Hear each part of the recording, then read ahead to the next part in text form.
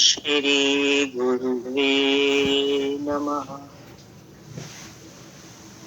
अष्टावक्र गीता आज आरंभ करेंगे 13वां प्रकरण। इसका विषय है आत्मा का बोध हो जाने से ही कर्म बंधन से मुक्ति होती है।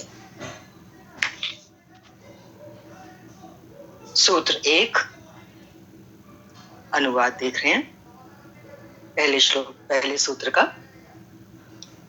नहीं है कुछ भी, नहीं है कुछ भी ऐसे भाव से पैदा हुआ जो स्वास्थ्य को कह रहे हैं चित्त की स्थिरता, स्व में स्थित माना चित्त की स्थिरता है। वह कोपिन को धारण करने पर भी, संत महात्मा कोपिन धारण करते हैं ना, लंगोटी लगाते हैं, उसको बोलते हैं कोपिन। कोपिन को धारण करने पर भी दुर्लभ है। नहीं है कुछ भी ऐसे भाव से पैदा जो चित्त की स्थिरता होती है वो बहुत दुर्लभ है। ये कुछ नहीं बना, कहते हैं ना ब्रह्म सत्य जगत मिथ्या, तो जगत मिथ्या माना कुछ भी नहीं है। तो ये भाव आना चित्त के अंदर और चित्त का उसमें स्थिर हो जाना वो दुर्लभ बता रहे हैं। इसीलिए राजा जनक कह रहे हैं कि त्याग और ग्रहण दोनों को छोड़कर मैं सुख पूर्वक स्थित हूं। तो सुख पूर्वक जो स्थिरता है वो कौन सी स्थिति है? जब ना त्याग है ना ग्रहण है, तभी तो होगा ना कुछ नहीं है। कि कुछ है तो हम त्याग भी करेंगे, कुछ है तो हम ग्रहण भी करेंगे। बहुत ऊंची स्थिति है, समझने जैसी बात है ये। इसकी व्याख्या देख रहे हैं। राजा जनक आत्मा में स्थित है। अब वे शरीर, मन, अहंकार आदि से अपने को बिल्कुल अलग, भिन्न कैसा महसूस कर रहे हैं? आत्मवत अनुभव कर रहे हैं। संसार के जो भी कर्म, भावना, विचार, त्याग, ग्रहण, अच्छा बुरा आदि हैं, वे सभी मन, अहंकार और शरीर से हैं। आत्मा तो इन सबसे परे कैसी है? केवल चैतन्य साक्षी है। वो साक्षी है, देखती रहती है जो कुछ भी मन, अहंकार और शरीर से होता है उसको। उस आत्मा का इन सब से कोई संबंध नहीं। इन सब से जो मन, अहंकार, शरीर से होता है कोई संबंध नहीं है आत्मा का उससे, क्योंकि ये सब कार्य तो प्रकृति जन्य है, प्रकृति से उत्पन्न। राजा जनक आत्मज्ञान की इस परम स्थिति को उपलब्ध हो गए, जिससे वो क्या कह रहे हैं? वो कहते हैं कि अब मेरे लिए ये संसार, कर्म, त्याग, ग्रहण आदि कुछ भी नहीं है। सूत्र का अनुवाद क्या शुरू हुआ था? नहीं है कुछ भी, कुछ भी नहीं है। तो राजा जनक अपनी स्थिति कह रहे हैं कि ये सब त्याग, ग्रहण, संसार, कर्म मेरे लिए कुछ भी नहीं है। क्योंकि क्यों नहीं है कुछ भी? उनकी आत्मा में स्थिति हो चुकी है ना। तो वो कह रहे हैं क्योंकि आत्मा का इनसे कोई संबंध नहीं। आत्मा तो सिर्फ मात्र साक्षी है।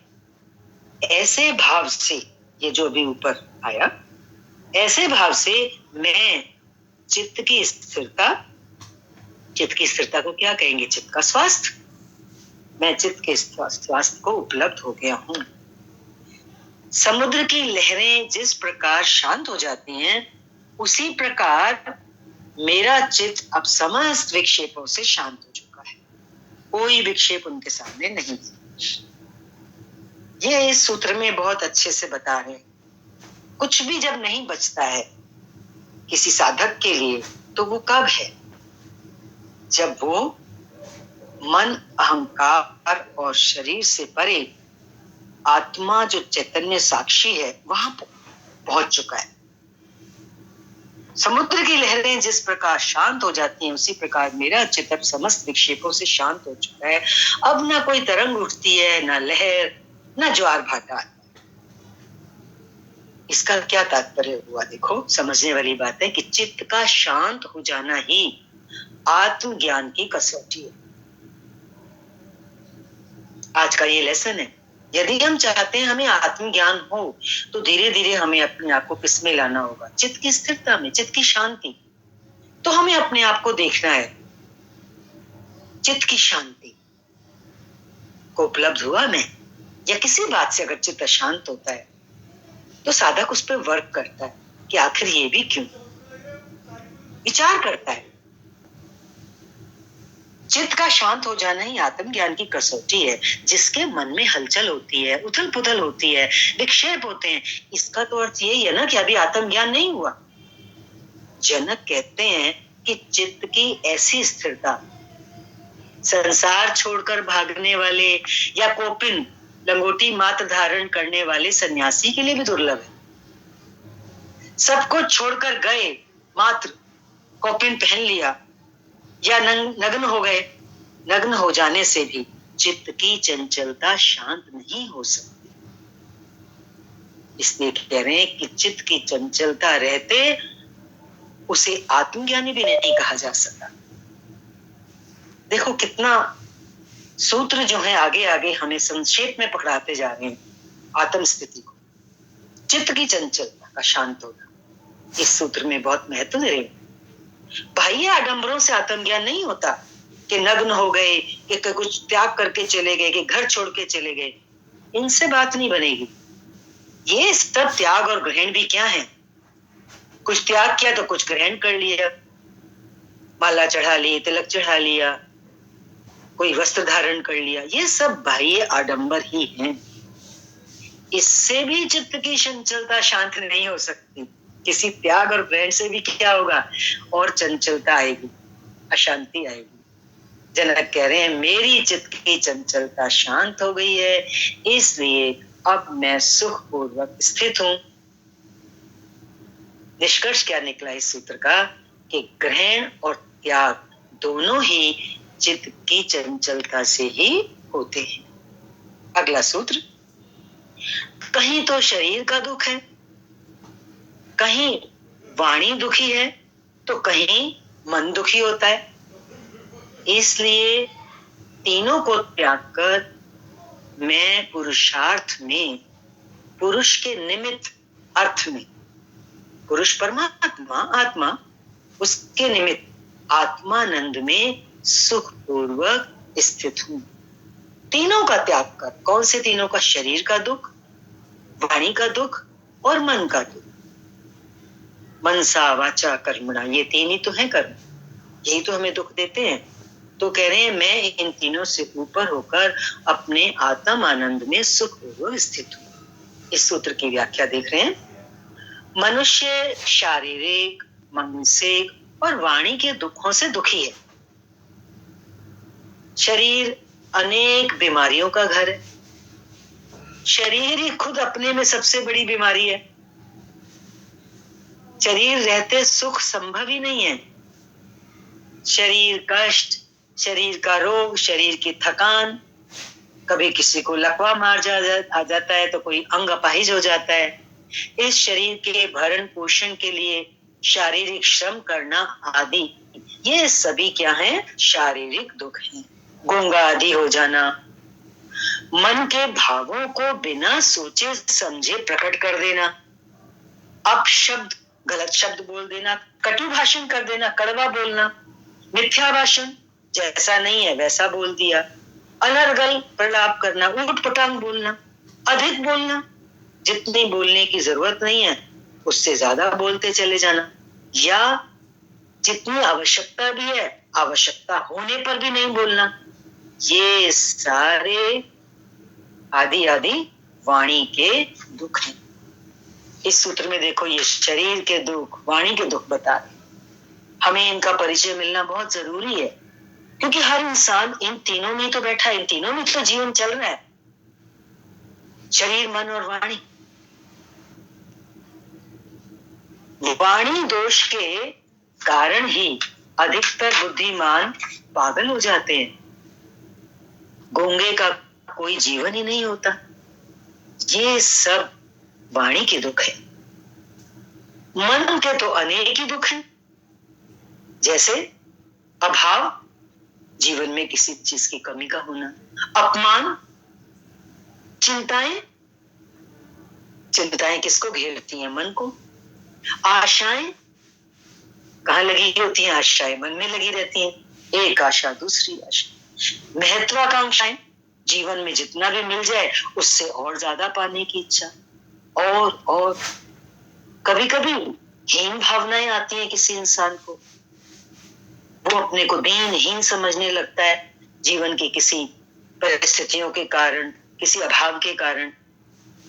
ये हीन भावना, प्राप्त करने की चिंताएं, जो नहीं है उसको वो प्राप्त करना चाहता है, उसके लिए चिंतित है। कुछ मिल गया तो उस मिलने के बाद उसके खो जाने की चिंता से चिंतित है, या मिला हुआ है तो उसके रख रखाव की चिंता है, संभालने की, सुरक्षित रखने की, रक्षा की चिंता। ये सब संकल्प विकल्प आदि से मन सदा दुखी रहता ही है। बहुत प्यारा सा सूत्र है। हर प्राणी के लिए, हर मनुष्य के साथ यही तो हो रहा है। इसकी कितनी जरूरत है कि हम समझें कि हमारे दुख कौन से हैं, शरीर और मन वाणी के। ये विस्तृत रूप से आ रहे हैं इस सूत्र में, बहुत सुंदर जानकारी है। अब जनक क्या कह रहे हैं? जनक अपने लिए कह रहे हैं कि मैं तो इन तीनों प्रकार के दुखों का त्याग कर, कैसे हो गया तीनों प्रकार का दुख? क्योंकि आत्मज्ञान से ये सब समझ लिया कि इनकी कोई सत्ता नहीं है, ये है ही नहीं, हम ही इनको पकड़ के बैठे।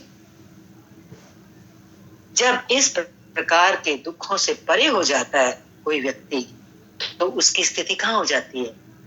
आत्म आनंद में सुख पूर्वक स्थित हो जाता है। राजा जनक अपने लिए यही कह रहे हैं कि मैं इन तीनों प्रकार के दुखों का त्याग करके आत्म आनंद में सुख पूर्वक स्थित हूं। आत्मा में स्थित हुआ योगी केवल आत्मा के आनंद की ही अनुभूति करता है, उसको बाहर के आनंद की जरूरत ही नहीं है।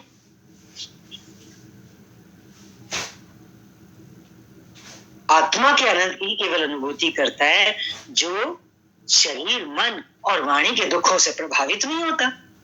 जिसको एक बार आत्म आनंद का रस आने लगता है, तो फिर ये शरीर, मन, वाणी की जो क्रियाएं हमारे चारों तरफ होंगी, या इनके लहरें अगर आएंगी भी, तो वो लहरें हमें प्रभावित नहीं करेंगी। जैसे एक व्यक्ति नीचे बाढ़ आ जाए और वो पूरे टीले पे चढ़ के बैठा हुआ है, तो पानी तो नीचे अपना काम कर रहा है, लहरें उस टीले को चारों तरफ से घेरे हुए हैं, उसके छींटे भी कभी आके जो पहाड़ी पर बैठा है व्यक्ति बच के उसको टच कर सकती हैं। वो देख के उनको सोच भी सकता है, घबराहट जैसी लहर, अरे इतना पानी, सब लोग नीचे डूब रहे हैं, लेकिन वो उससे प्रभावित नहीं हो रहा क्योंकि वो ऊपर बैठा हुआ है, वो बचा हुआ है, वो सुरक्षित है। तो जो आत्मा के आनंद में बैठा है, आत्मा की स्थिति में बैठा है, तो वो शरीर, मन और वाणी के दुखों की लहरें या उनके छींटे कभी आते भी हैं उसकी तरफ, तो वो उनसे प्रभावित नहीं होता। आत्मज्ञान प्राप्त करना ही सबसे बड़ा पुरुषार्थ है। जीवन में अगर कुछ करने जैसा है तो क्या है? आत्मज्ञान प्राप्त करना। और देखो, सत्संग के माध्यम से, शास्त्र के माध्यम से, हमारे जीवन की घटनाओं के माध्यम से भी, और सज्जनों का संग करके, साथ संगत करके हमें क्या मिलता है? आत्मज्ञान ही तो मिलता है। यही सबसे बड़ा पुरुषार्थ है, तो यही करते रहें जीवन में।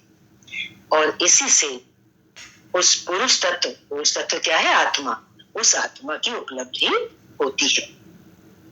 अगला सूत्र, किया हुआ कर्म कुछ भी वास्तव में आत्मकृत नहीं होता।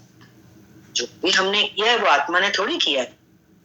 ऐसा यथार्थ विचार करके, यथार्थ मीन्स एज इट इज, जैसा है बिल्कुल वैसा मैंने विचार कर लिया, अब मैं जो कुछ कर्म करने को आ पड़ता है उसे करके सुखपूर्वक स्थित हूं।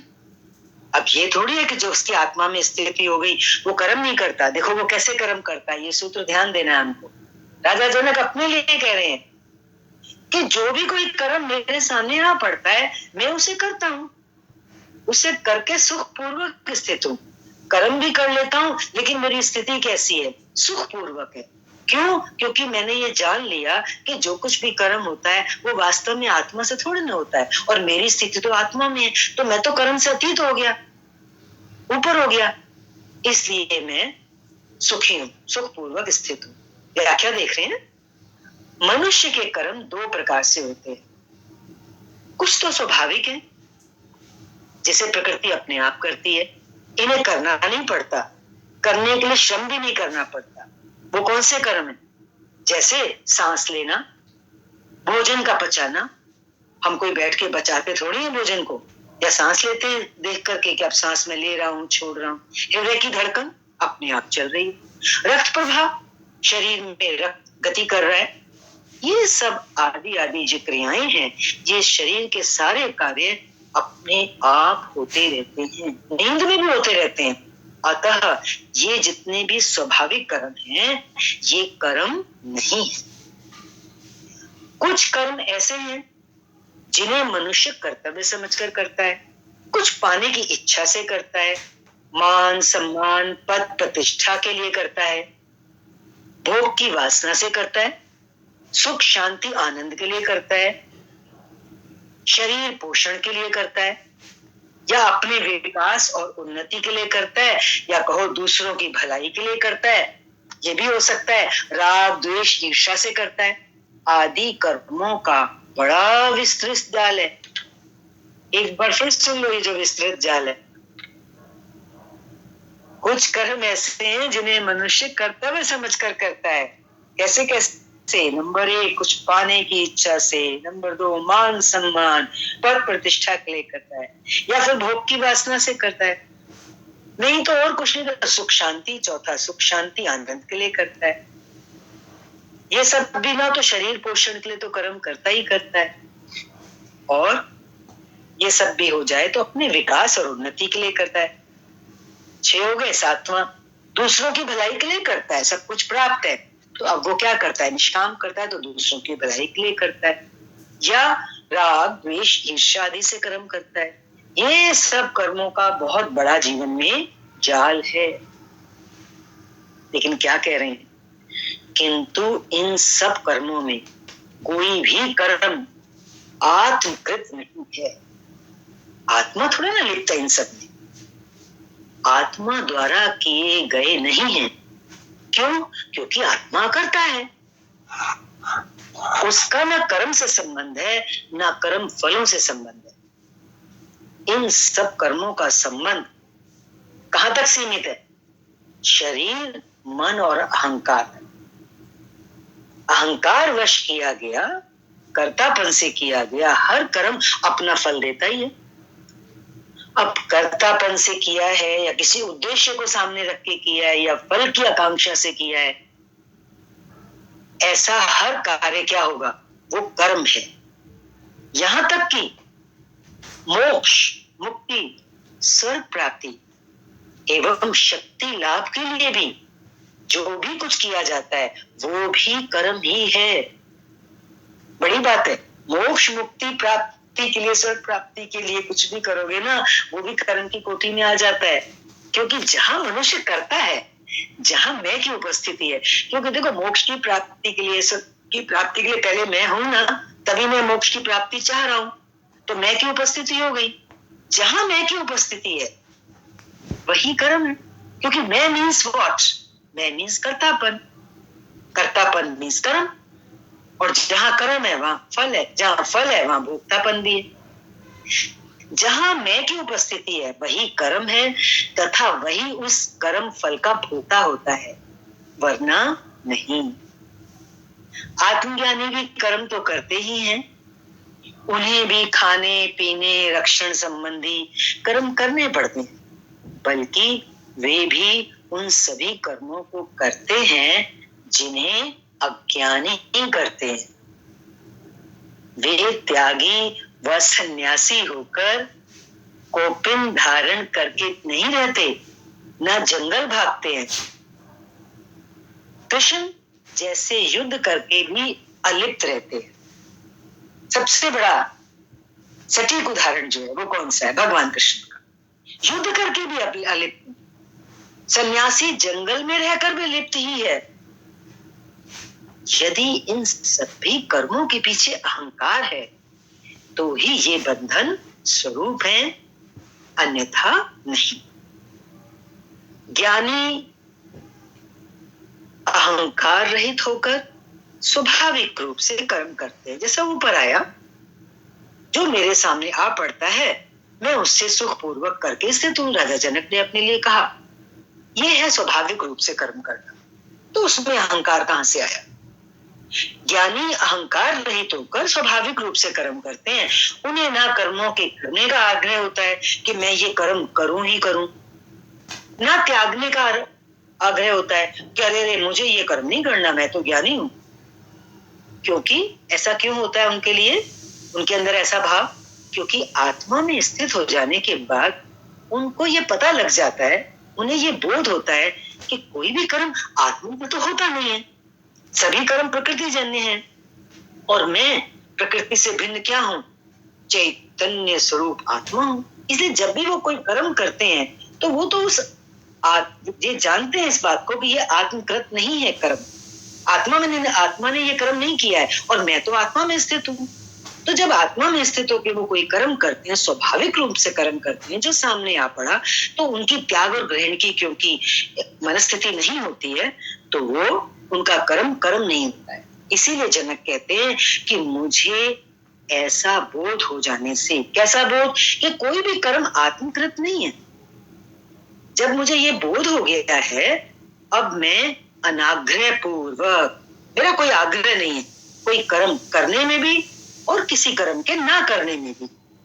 तो जब मेरा आग्रह नहीं है तो जो कर्म करना मेरे सामने आ पड़ता है मेरे लिए, उसे मैं कर लेता हूं।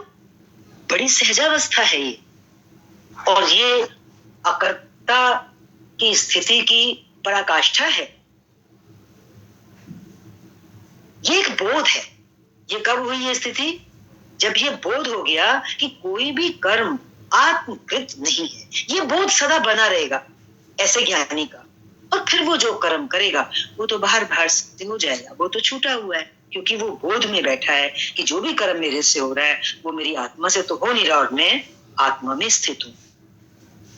कर्म करने और उसे छोड़ने की वासना का परित्याग हो गया है। यह लाइन सूत्र है इस सूत्र का। क्या? या तो हम कोई कर्म करना चाहते हैं, मैं ये कर्म करूं तो मुझे ज्ञान हो, मैं ये कर्म करूं तो मुझे मोक्ष मिले, मैं ये कर्म करूं तो मैं आगे बढ़ूं, मेरी उन्नति हो। एक तो हो गया कर्म करने की, एक होता है छोड़ने की वासना। एक करने की वासना कर्म को, एक छोड़ने की वासना। मैं ये कर्म ना करूं, ये मेरे रास्ते की बाधा बन जाएगा, तो छोड़ने की भी वासना हो गई। राजा जनक क्या कह रहे हैं? कर्म करने की भी वासना और छोड़ने की भी वासना, इसका मेरे जीवन में परित्याग हो गया है। इससे वो ऊपर उठ गए हैं। इसीलिए वो अपनी स्थिति क्या बता रहे हैं? वो कह रहे हैं इसीलिए मैं सुखपूर्वक स्थित हूं। कहाँ स्थित है जनक? आत्मा में स्थित है। और कर्म भी हो रहा है।